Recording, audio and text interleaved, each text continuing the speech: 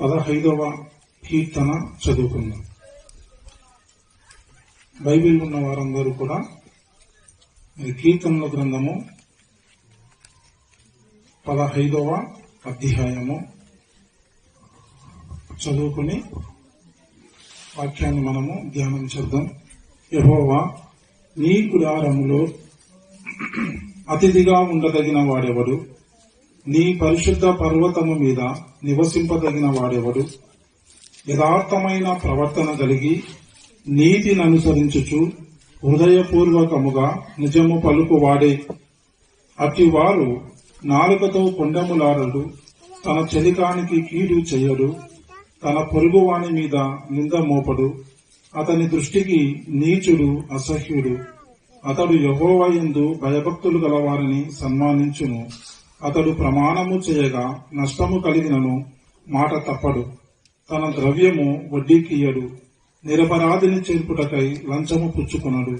ఈ ప్రకారము చేయువాడు ఎన్నడూను కదల్చబడడు అని దేవుని వాక్యము సెలవిస్తా ఉంది.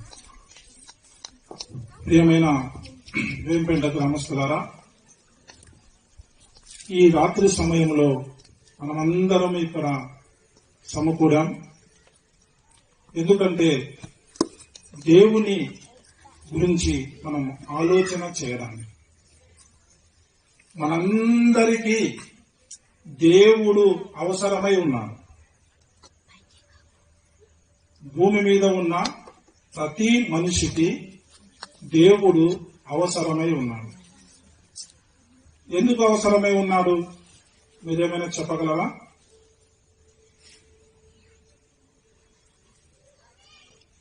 ఊరికే కూర్చొని చెప్పేది విని వెళ్ళిపోయేది కాదు, కానీ ఆలోచన చేద్దాం. ఒక 45 నిమిషాలు లేకపోతే ఒక గంట సమయం మనం మైండ్ను ఆలోచించి తెలుసుకుందాం. మనందరికీ దేవుని అవసరత ఉంది. మనందరికీ దేవుడు కావాలి. ఎందుకు మనందరికీ దేవుని అవసరత ఉంది? ఏమైనా చెప్పగలరా? పెద్దలైనా చెప్పొచ్చు, చిన్నలైనా, వృద్ధులైనా, యవనస్తులైనా, ఎవరైనా మాట్లాడచ్చు. మీరు చెప్పకపోతే నేనే చెప్తున్నాను. 2 ప్రధాన విషయాలు ఉన్నాయి. ఒకటి, ఈ లోకము శాశ్వతమైనది కాదు. మనము ఈ లోకంలో జన్మించాము. కొంతకాలము అనగా మనకు ఆరోగ్యము, బలము, శక్తి ఉంటే ఒక 70 సంవత్సరాలు 80 సంవత్సరాలు బ్రతుకుతాము. తర్వాత ఈ లోకం నుంచి మనం వెళ్లిపోతాం. కాబట్టి ఈ లోకము శాశ్వతమైనది కాదు. అయితే బైబిల్ చెప్తుంది,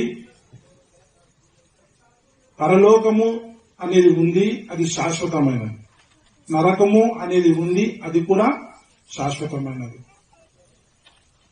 కాబట్టి మనము నరకమును తప్పించుకుని పరలోకానికి వెళ్ళాలి. మనం పరలోకానికి వెళ్ళాలంటే, మనం పరలోకానికి వెళ్ళాలి గనక మనకు దేవుని అవసరత ఉంది. ఇది మొదటి విషయం.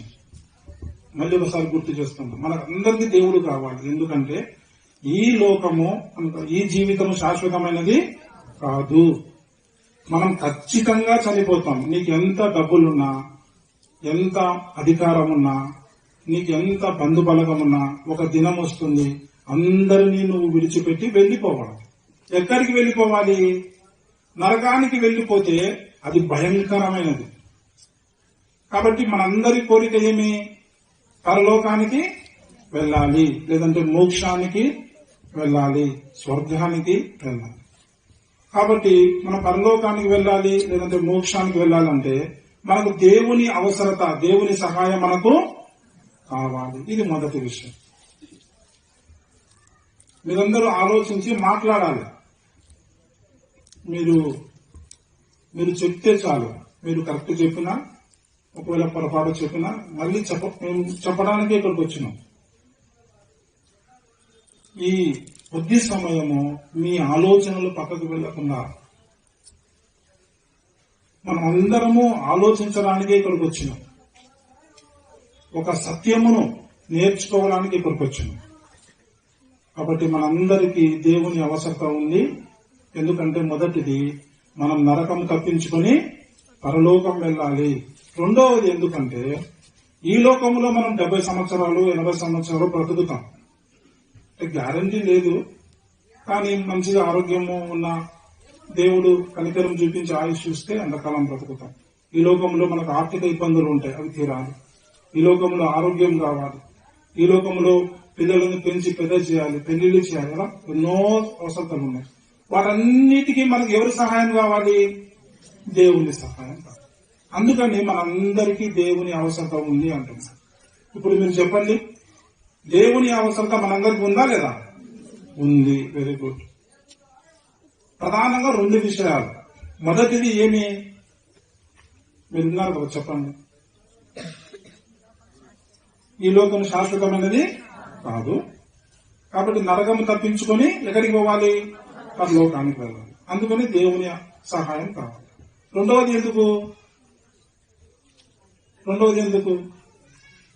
నీ జీవితంలో ఈ లోకంలో బ్రతుకుతున్నావు గనక నీకు అనేక విషయాల్లో సహాయం కావాలి. కుటుంబ విషయంలో సహాయం కావాలి, ఆరోగ్య విషయంలో దేవుని సహాయం కావాలి కదా. చాలా మంది దేవుని దగ్గరికి ఎందుకు పోతుంటారంటే ఈ పరలోకము గురించి ఆలోచన చేయరు.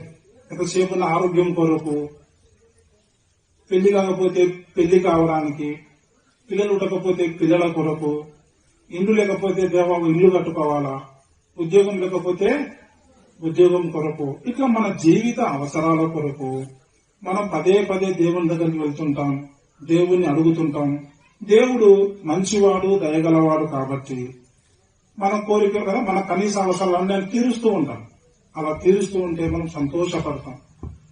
దేవుడు నాకు అది ఇచ్చినాడండి. ఒకప్పుడు నా దగ్గర ఏమీ లేకుండా నేను యేసు ప్రభువుని నమ్ముకున్నాక, దేవుని దగ్గరికి పోయినాక, చర్చికి పోయినాక ఇప్పుడు ఇంటి మీద ఇల్లు కట్టుకున్నాను. ఒకప్పుడు 10 ఏళ్ళైంది పిల్లలు పుట్టక, చర్చికి పోతే నాకు కుమారుడు కలిగాడు, లేకుంటే కుమార్తె కలిగింది, ఉద్యోగం వచ్చింది, పెళ్లి అయింది. అంటే మన అవసరాల కొరకు దేవుని దగ్గరికి వెళ్తాం.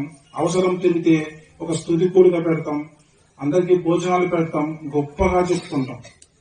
అయితే మరి పరలోకము వెళ్తావా అనే ప్రశ్న వేస్తే మాత్రము దానికి దాని గురించి ఆలోచించడానికి ఇష్టపడరు, దాని గురించి మాట్లాడడానికి ఇష్టపడరు, దాని కొరకు చర్చికి పోవడానికి కూడా చాలా మంది ఇష్టపడరు. యేసు ప్రభువు ఈ విధంగా చెప్పారు ఒక సందర్భంలో, ఒకడు లోకమంతయు సంపాదించుకుని తన ప్రాణము పోగొట్టుకుంటే వానికి ఏమి ప్రయోజనము, లాభము అన్నారు.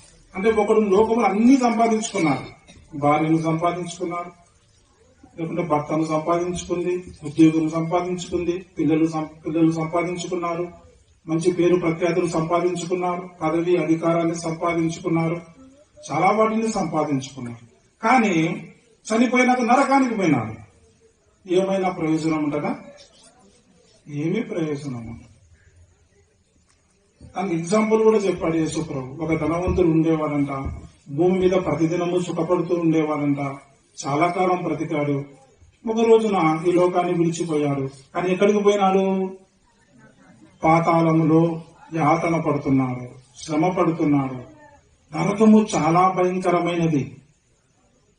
అక్కడ ఏడుపును పండ్లు కొరుకుటయు ఉంటుంది.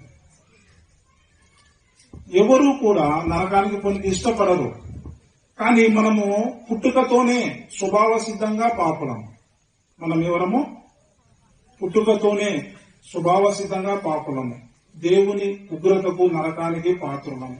ఎందుకంటే ఆదాము దేవుని ఆజ్ఞను అతిక్రమించి పాపము చేశాం.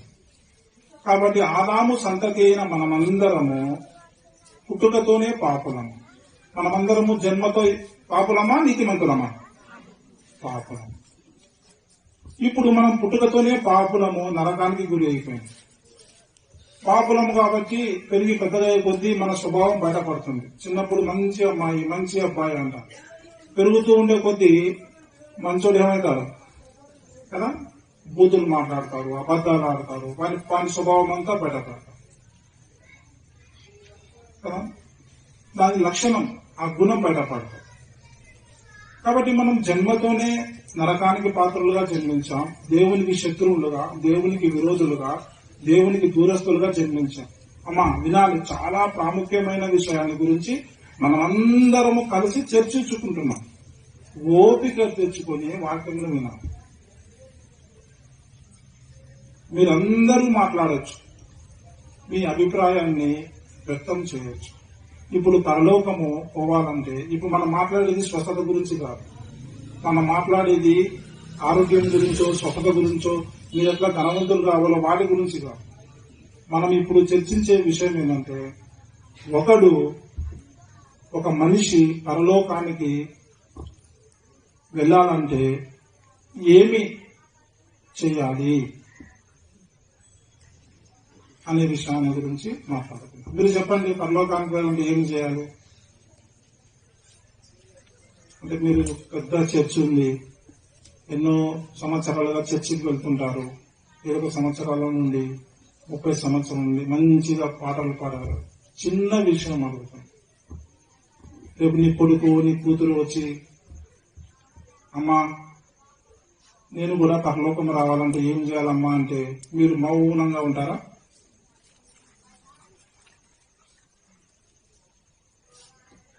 నాన్న నేను కూడా పరలోకంలో దేవునితో సదాకాలం జీవించాలి అంటే ఏం చేయాలి నాన్న చెప్పు అంటే మీరు ఇలాగే మౌనంగా ఉంటారా? ఆలోచించండి. ఇది చాలా ప్రాముఖ్యమైనది. చూడండి, మీ కుమారుడు మీ కుమార్తెలకు మీరు ఒక గొప్ప ఉద్యోగం సాధించారు, మీరు సంతోషపడతారు. సమాజంలో పేరు ప్రఖ్యాతులు సంపాదించుకున్నారు, మీరు సంతోషపడతారు. కానీ అతడు చనిపోయి నరకానికి వెళ్తే అతని ఉద్యోగము, అతని పేరు ప్రఖ్యాతులు అతనికి ఏమైనా మేలు చేస్తాయా? ఏం చేయలేదు. కాబట్టి ఇది చాలా ముఖ్యమైన విషయము.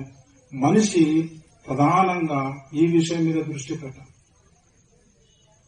కాబట్టి ఇప్పుడు వాక్యాన్ని శ్రద్ధగా విన్నాం, విని ఒక సత్యాన్ని తెలుసుకుందాం.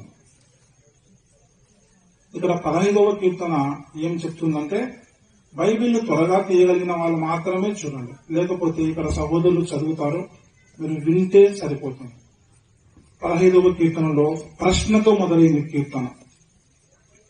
యెహోవా నీ గుడారములో అతిథిగా ఉండదగిన వాడు ఎవడు? నీ పరిశుద్ధ పర్వతము మీద నివసింపదగిన వాడు ఎవడు? అంటే ఓ దేవా యెహోవా, ఆ పవిత్రమైన పరలోకానికి ఎవరు వస్తారయ్యా? ఆ పవిత్రమైన పరలోకములో నీతో పాటు ఎవరు నివసిస్తారయ్యా సదాకాలము అని ప్రశ్న ఉంది కదా. ప్రశ్నకి ఏం కావాలి? అప్పుడు జవాబు కావాలి. ఇప్పుడు జవాబు కూడా కిందనే ఉంది, చదువు. యథార్థమైన ప్రవర్తన కలిగి, ఒక్కొక్క మాట నిదానంగా ఆలోచిస్తూ చదివితేనే అర్థమవుతుంది, లేకపోతే ఏది అర్థం కాదు. మంచిగా చదివినామా, చదవండి.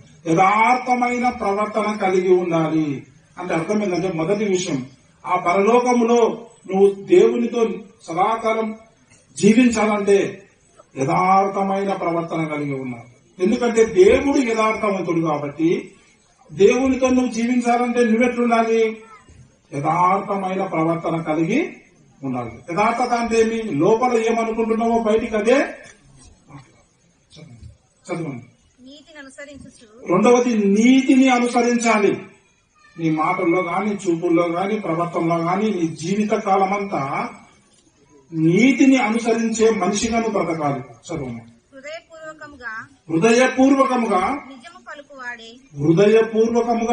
పలుకువాడే అట్టివాడు నాలుకతో కొండెములాడడు, తన చెలికానికి కీడు చెయ్యడు. చూసినారా? హృదయపూర్వకంగా నిజమే పలకాలంట. తర్వాత నాలుకతో కొండెములాడడం అంటే మన భాషలో గిల్లలు చెప్పడం అంటారు కదా, లేని కొన్ని కల్పించి చెప్పడం. అటువంటివి చెప్పకూడదు. ఎప్పుడు దేవునితో ఉండాలంట, ఎప్పుడు చెప్పి ఉండకూడదు. కొండెములాడడు, చెలికానికి కీడు, ఎవరికి నువ్వు కీడు చేసి ఉండకూడదు. చెప్పమంగా తన పొరుగు వాని మీద నువ్వు అపనిందలు మోపకూడదు కదా. నా మీద నింద మోపినారంటే బాధపడుతుంటారు కదా. నిందలు మోపే వాళ్ళు ఉంటారు. కాబట్టి యథార్థమైన ప్రవర్తన కలిగి ఉండాలి, హృదయపూర్వకంగా నిజమే పలకాలి, నువ్వు కొండెములు చెప్పకూడదు, తర్వాత నీవు చెలికానికి కీడు చేయకూడదు, పొరుగు వారి మీద నింద మోపకూడదు. తర్వాత 4వ వచనము, అతని దృష్టికి నీచుడు అసహ్యుడు. చదువు.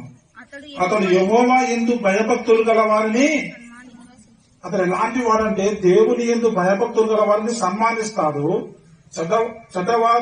చెడ్డ పనులు చెయ్యడు. చెడ్డవాళ్ళని అంటే దేవునికి దూరంగా ఉండే వాళ్ళతో అతను సహవాసము చేయడు. దేవుని అసహించుకున్న వాళ్ళతో సహవాసం చేయడు. తర్వాత చదవండి. అతడు మాట ఇవ్వగా నష్టము కలిగినను మాట తప్పడు. చూస్తున్నారా, మీరు గనక నోట్లో నుంచి మాట బయటకు వచ్చిందనుకోండి, నష్టము కలిగిన మాట తప్పడు. అట్లా జీవించాలంట. ఇది నేను చెప్తున్న నా సొంత మాటలు కాదు, బైబిల్లో రాయబడిన వాక్యము. ఎట్లా ఉండాలంట? ప్రమాణము చేయగా ఎప్పుడు కూడా మాట తప్పి ఉండకూడదు నీ జీవితంలో. అట్లా ఉండాలంట. ఎక్కడికి పోవాలంటే ఆ పరిశుద్ధమైన పరలోకములో ఆ పరిశుద్ధ దేవునితో నువ్వు జీవించాలంటే సదాకాలము అట్లా ఉండాలి అని దేవుడు మనకు తెలియజేస్తున్నాడు. ఆలోచించండి, ప్రతి ఒక్కరూ ఆలోచన చేయాలి. అట్లా ఉన్నామా లేదా? నాకు నేను ఆలోచన చేసుకుంటాను, ఇక్కడున్న సహోదరులు వాళ్ళకు వాళ్ళు ఆలోచన చేసుకుంటారు, నీకు నువ్వు ఆలోచన చేసుకుని యథార్థంగా మాట్లాడుతుంది వాక్యాన్ని. వాక్యము అద్దము లాంటిదండి. అద్దము చూసినప్పుడు నువ్వు ఎటువంటి వ్యక్తివో నీకు అర్థమైపోతుంది. ఇప్పుడు మనం చదువుతున్నప్పుడు ఈ అద్దములో నువ్వు ఎవరు, నువ్వు నరకానికి పాత్రుడవా పరలోకానికి పాత్రుడవా నీకే అర్థమైపోతుంది. తర్వాత చూడండి, తన ద్రవ్యము వడ్డీకి ఇయ్యడు. అసలు వడ్డీకి ఇయ్యడు. ఎందుకంటే మన మధ్యన బీదలు ఉంటారు, పేదలు ఉంటారు. ఇది ధర్మశాస్త్రం చెప్తుంది. వారు స్వదేశీయులైనా విదేశీయులైనా పేదలు బీదలు ఉన్నప్పుడు వారికి మనం ఏమి ఇవ్వకూడదు, వడ్డీకి ఇవ్వాలి. డబ్బులు అప్పు ఇవ్వాలి, కానీ వడ్డీ తీసుకోకూడదు అని ధర్మశాస్త్రం చెప్తుంది, న్యాయం చెప్తుంది. వడ్డీకి ఇచ్చేవాడు పరలోకానికి పోతాడా? పోడు. ఇది నేను చెప్తున్న మాటనా, బైబిల్ చెప్తున్న మాటనా? బైబిల్ మాట నమ్ముదామా వద్దా? తర్వాత ముందు చూడండి, నిరపరాధిని చేరుపుటకై లంచము పుచ్చుకునడు. నిర్దోషులను నీతిమంతులను నష్టం చేయడానికి లంచము పుచ్చుకున్నాడు. లంచం పుచ్చుకుంటే అడిగిపోతాడు, నరకానికి పోతాడు. చెప్పండి అమ్మా, లంచం పుచ్చుకుంటే అడిగిపోతాడు. డబ్బులు ఎక్కువ వస్తాయి, ఇల్లు మీద ఇల్లు కట్టుకోవచ్చు, కారు కొనుక్కోవచ్చు, భార్యకు మంచి బంగారం చేపించవచ్చు, పిల్లలను పెద్ద స్కూల్లో చదివించవచ్చు కదా. చూసినావా, నన్ను దేవుడు దీవించినాడు ఈ లోకములో అని గర్వంగా చెప్పుకోవచ్చు. కానీ లంచం తీసుకున్నాడు అడిగిపోతాడమ్మా. మనుషుల ఎదుట గప్పాలు కొట్టుకోవడం కాదు, దేవుడు నీ అంతరంగాన్ని చూస్తాడు. దేవుడు నీ అంతరంగాన్ని చూస్తాడు. కాబట్టి మనము యథార్థంగా ఆలోచన చేస్తాం. నిరపరాధిని చేరుపుటకే లంచం పుచ్చుకున్నాడు, ఈ ప్రకారము చేయువాడు ఎన్నడూనూ కదల్చబడడు. అర్థమైన ప్రశ్న ఉంది, ఈ కీర్తనలో జవాబు ఉంది. ఎవరు ఆ పవిత్రమైన పరలోకములో దేవునితో సదాకాలము ఉంటారు, ఎవరు నరకమును తప్పించుకుంటారంటే ఈ లక్షణాలు కలిగి ఉండాలి. నేను త్వరగా చెప్తాను, వినండి చాలు. ఎలా ఉండాలంటే యథార్థమైన ప్రవర్తన కలిగి ఉండాలి, నీతిని అనుసరించి ఉండాలి, నిజమే పలుకుతూ ఉండాలి హృదయపూర్వకంగా, కొండెములు ఆడకూడదు, చలికానికి కీడు చేయకూడదు, తన పొరుగు వాని మీద నింద మోపకూడదు, అతని దృష్టికి నీచుడు అసహ్యుడు, అతడు దేవుణ్ణి ప్రేమించే వారిని సన్మానిస్తాడు, అతడు ప్రమాణము చేస్తే నోట్లో నుంచి మాట వస్తే మాట ఖచ్చితంగా నెరవేరుస్తాడు, మాట తప్పడు, అతడు వడ్డీకి ఇవ్వడు, అతడు లంచం పుచ్చుకోడు, అతడు ఇలాంటి వ్యక్తి పరలోకంలో గ్యారంటీ పోతాడు అని బైబిల్ చెప్తుంది. ఇప్పుడు ఒక ప్రశ్న, ఇక్కడ కూర్చున్న ఈ సభలో ఈ లక్షణాలు కలిగిన వ్యక్తులు ఎంతమంది ఉన్నారు? ఇక్కడ 60-70 సంవత్సరాల పెద్దలు ఉన్నారు, 15-16 సంవత్సరాల యవనస్తులు ఉన్నారు, 30-40 సంవత్సరాల మధ్య వయస్కులు ఉన్నారు. మీకు అందరికీ అడుగుతున్న ప్రశ్న, మీకే కాదు ఈ శబ్దం వినబడుతున్న ప్రతి ఒక్కరికి అడుగుతున్న ప్రశ్న. దేవుని వాక్యము ఒక ప్రమాణం చెప్తుంది, ఇట్లా ఉంటేనే నీవు పరలోకంలో ఉంటావు. ఇట్లా ఎంతమంది ఉన్నారు? ఒక్కసారి మీ చేయెత్తితే మేము సంతోషిస్తాం. ఒకరు లేరా? సరే, మేము అక్కడ లేము అన్న వాళ్ళనే చేయొద్దాం యథార్థంగా. అంటే రెండింటికి స్పందన లేదా? అంటే ఉన్నాము అంటే సంతోషం, ఉన్నాము అంటే ఉన్నాము దేవా, నేను ఉన్నాను దేవా అని చేయొద్దండి. మాకు చూపించుకోనికి రాదు దేవుని. లేము అంటే దేవా మేము లేము దేవా అన్నా చేయొద్దండి. దేవునికి చూపించండి మీ చేతుల్లో ఒకసారి. లేవు అంటే నేను చెప్పేది మీకు అర్థమవుతుంది కదా. అసలు నవ్వే విషయం కాదు. మీకు ఎందుకు నవ్వు వస్తుందో నాకు అర్థమవుతుంది. చాలా సీరియస్ విషయం ఇది. మనము జాగ్రత్తగా మనసు పెట్టి ఆలోచించాలి. మళ్ళీ అడుగుతున్నా, ఇట్లా మేము ఉన్నాము అన్న వాళ్ళు చేయకండి. ఎవరైతే లేదంటే మీరు ఎవరు లేరని అనుకోవాల్సి వస్తుంది. సరే, ఇంకొక విషయం 24వ కీర్తన చూద్దాం. 24వ కీర్తన. భూమియు దాని సంపూర్ణతయు లోకమును దాని నివాసులను యెహోవాయే. అంటే అర్థం ఏంటంటే సమస్తానికి సృష్టికర్త దేవుడే అని ఆ వచనం చెప్తుంది. భూమి గాని భూమి మీద ఉన్న మనుషులందరినీ సృష్టించిన ఎవరు? దేవుడే. ఈ విశ్వానికి సృష్టికర్త ఎవరు? దేవుడే. అందరినీ ఆయనే సృష్టించాడు అని అర్థం. చదవమ్మా. ఆయన సముద్రముల మీద దానికి అంటే భూమికి పునాది వేసెను, ప్రవాహ జలముల మీద దాన్ని స్థిరపరచను. ఈ భూమిని నీళ్ల మీద స్థిరపరిచిన వాడు దేవుడే అని చెప్తుంది. ఇప్పుడు చదవమ్మా. అంటే అందరినీ సృష్టించిన దేవుడు ఇప్పుడు మాకు చెప్తున్నారు. యెహోవా పర్వతమునకు అంటే పరలోకమునకు ఎక్కదగిన వాడెవడు? ఎవడు పోతాడు? ప్రశ్న మార్కు ఉంటుంది కదా, ప్రశ్న మార్కు.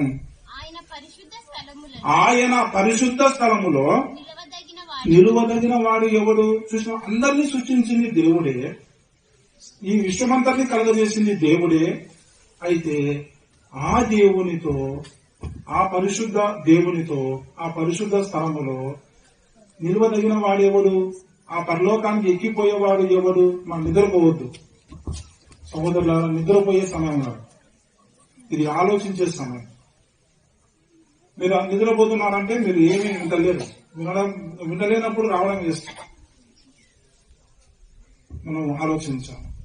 ఎవరు పోతారని ప్రశ్న మార్గం. ప్రశ్న ఉన్నది కాదు, కిందే ఉంటది బైబిల్లో, జవాబు అక్కడే ఉంటది. చదువు. వ్యర్థమైన దాని యందు మనసు పెట్టకయు. వ్యర్థమైన దాని యందు మనసు అంటే మనం ఆలోచించకూడదంట. కనీసం వ్యర్థమైన దాని గురించి ఆలోచన కూడా చేయకూడదు. ఎవరు పోతారంట? పరలోకానికి పోతారంట. వ్యర్థమైన దాని గురించి కనీసం ఆలోచన, మనసు అంటే మైండ్, ఆలోచన కూడా చేసి ఉండకూడదు. చదవము. కపటముగా ప్రమాణం చేయకయు. అబ్బా, కపటముగా ప్రమాణము చేయకూడదు. కపటముగా అంటే లోపల ఒకటి ఉంటుంది, బయటకు ఒకటి మాట్లాడుతుంటారు కదా. నమ్ముతాం, తర్వాత మోసపోయి అబ్బా వీడియో ఇంత మోసం చేశాను. కపటముగా ప్రమాణము చేసేవాడు ఎక్కడికి పోతాడు? కపటముగా చేస్తే పరలోకానికి పోడు. పరలోకానికి పోడు అంటే ఎక్కడికి పోతాడు? నరకానికి పోతాడు. కాబట్టి పరలోకానికి ఎవరు పోతారంట? వ్యర్థమైన దాన్ని కనీసం ఆలోచన కూడా, పాపం చేయడం పక్కన పెట్టండి, కనీసం ఆలోచన కూడా చేయకూడదంట. ఒకటి కపటమైనది ప్రమాణము చేయకూడదు. చదువుమా. నిర్దోషమైన చేతులు ఎట్లుండాలంట? నిర్దోషంగా ఉండాలి. చేతులతో కూడా పాపము చేయకూడదు. చదువుమా. అబ్బా, హృదయం ఎట్లుండాలంట? శుద్ధంగా ఉండాలా. నీ హృదయంలో నుంచి వచ్చే ఆలోచనలు, తలంపులు, ఊహలు ఎట్లుండాలి తెలుసా? అన్ని మంచిగానే ఉండాలి. హృదయంలో నుంచి ఒక చెడ్డ ఆలోచన కూడా రాకూడదు. హృదయంలో నుంచి దొంగతనం చేయడం గాని, వ్యభిచరించాలనే ఆలోచన కూడా రాకూడదు.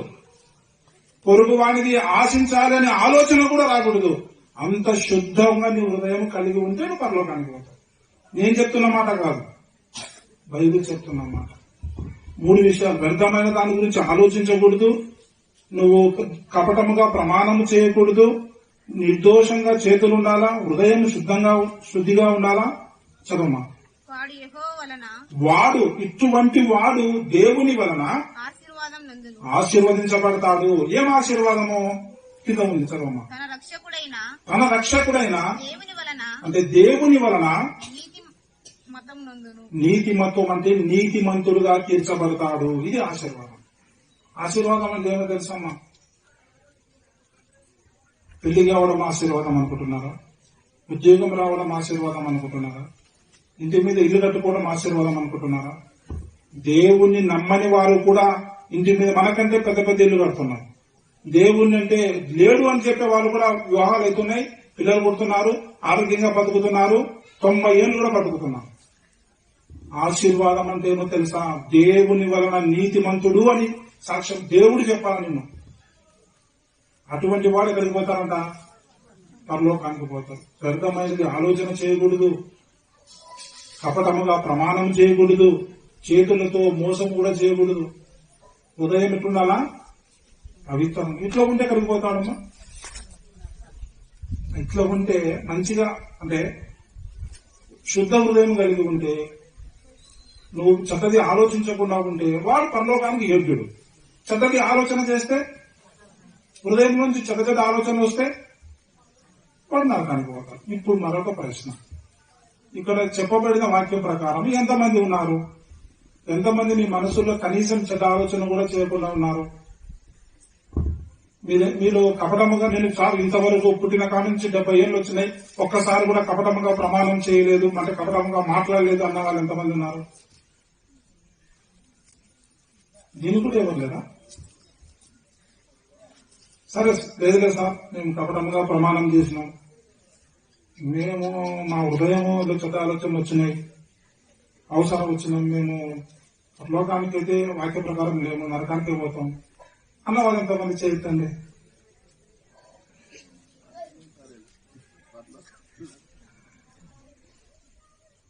మనము ఆలోచన చేస్తున్నాం. ఒక సభ వాక్యాన్ని అద్దంలో నిదానంగా చూస్తున్నాం. మీరు దానికి చేతుతలేరు, దీనికి చేతుతలేరు. సరే, ఇక్కడ చేయకున్నారు కదా, ఇప్పుడు 2 సార్లు 2 చూపించిన, ఇంకొక వాక్య భాగం కూడా చూపిస్తా. యెషయా గ్రంథము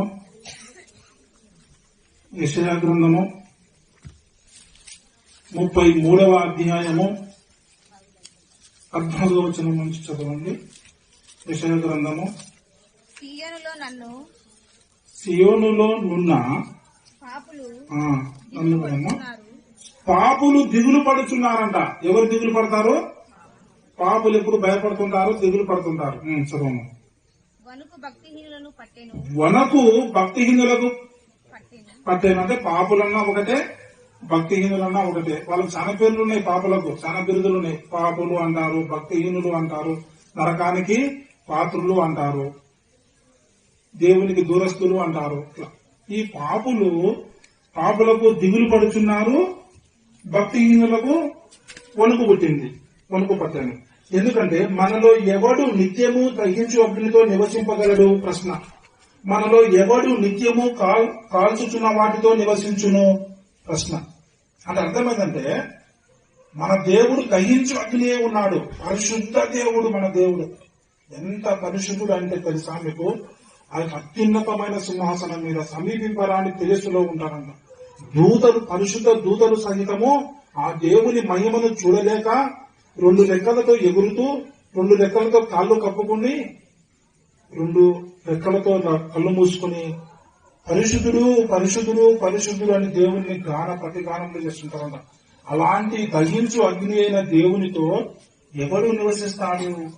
అలాంటి పరిశుద్ధ దేవునితో వినాలి, ఓపికతో వినాలి. ఎవడు నివసిస్తాడు అంటే పాపులకు ఏం పుడుతుంది? వణుకు పుడుతుంది. ఎందుకని పాపలకు అర్థమైపోయింది మన దేవుడు పరిశుద్ధుడు రా, మనం ఆడిపోతాం అని వీళ్ళకి ఇప్పుడే ఉనికి పుట్టింది. మళ్ళీ ఎవడు పోతాడు ప్రశ్న తర్వాత ఏముంటది? చదువు. నీతిని అనుసరించి అది నీతిని అనుసరించాలి. నడుచుచు నడుచుచు యథార్థంగా మాట్లాడుచు అబ్బా ఎట్లా మాట్లాడాలంట? నువ్వు పుట్టిన కాడ నుంచి ఈ లోకానికి విడిచేంత వరకు ఎట్లా మాట్లాడాలా? యథార్థంగా మాట్లాడాలా. ఒక్కసారి కూడా అబద్ధం ఆడకూడదు. యథార్థంగా మాట్లాడాలా, నీతిని అనుసరించాలా. చెప్పమ్మా. నిర్బంధం వలన వచ్చు లాభమును ఉపేక్షించు అంటే ఈ అన్యాయంగా వచ్చే లాభమును కోరుకోనకూడదు. నీతిని అనుసరించాలంట, యథార్థంగా మాట్లాడాలంట, అన్యాయంగా వచ్చే దానిని ఆశించకూడదు, కోరుకోకూడదు. లంచము పుచ్చుకొనకుండా తన చేతులను అన్యాయంగా వచ్చే సొమ్మును ఆశించకూడదండి. అన్యాయపు సొమ్ములను ఆశించకూడదు. తర్వాత హత్య అయిన మాట వినకుండా చెవులు మూసుకుని చెడుతనము చూడకుండా కన్నులు మూసుకుని వాడు ఎక్కడుంటాడంట? అబ్బా పరలోకంలో నివసిస్తాడంట. ఇప్పుడు కూడా మరొక ప్రశ్న, ఇప్పుడు నీతిని అనుసరించే వ్యక్తులు ఇక్కడ ఎంతమంది ఉన్నారు? యథార్థముగానే మాట్లాడిన సార్ పుట్టిన కాడ నుంచి ఇంతవరకు అన్న వాళ్ళు ఎంతమంది ఉన్నారు? అర్థమవుతుంది కదమ్మా. ప్రశ్న చెప్పినప్పుడు మీరు ఆన్సర్ చెప్పినారనుకోండి, మనం త్వరగా ముందుకు వెళ్ళడానికి అవకాశం ఉంది. మీరు ఆన్సర్ చెప్పకపోతే ఇటువంటి వాక్యాలన్నీ మీకు దిగాల్సి వస్తుంది. అర్థమవుతుందా? వినండి, ఓపికతో మీకు త్వరగానే ఇంటికి పంపిస్తాం. జాగ్రత్తగా వినండి. అసలు లంచము అంటే అన్యాయపు సొమ్మును ఆశించకూడదు, తీసుకోకూడదు, చెడ్డవాటిని వినకూడదు, చెడ్డవాటిని మాట్లాడకూడదు, నీతిని అనుసరించాలా, యథార్థంగా మాట్లాడాలా. ఇట్లా ఉన్నవాడు ఉన్నత స్థలంలో నివసిస్తారు. అట్లా లేని వాడిని ఏమంటుంది బైబిల్? అతను లేకపోతే వాడు పాపి అని వానికి అర్థమైంది. పాపులకు ఏం పుట్టింది? వణుకు పుట్టింది. ఎందుకని? అది నరకానికి పోతారని. అందుకని చాలా మంది మేము క్రైస్తవులకు ప్రశ్న అడుగుతాం. వాళ్ళు బాగా సార్ యేసుప్రభు నమ్మినాక వాళ్ళు పిల్లలు పుట్టినారు సార్, చాలా మంచిది, దేవునికి స్తోత్రం. యేసుప్రభు నమ్మిన రోగం పోయింది సార్, దేవునికి స్తోత్రం.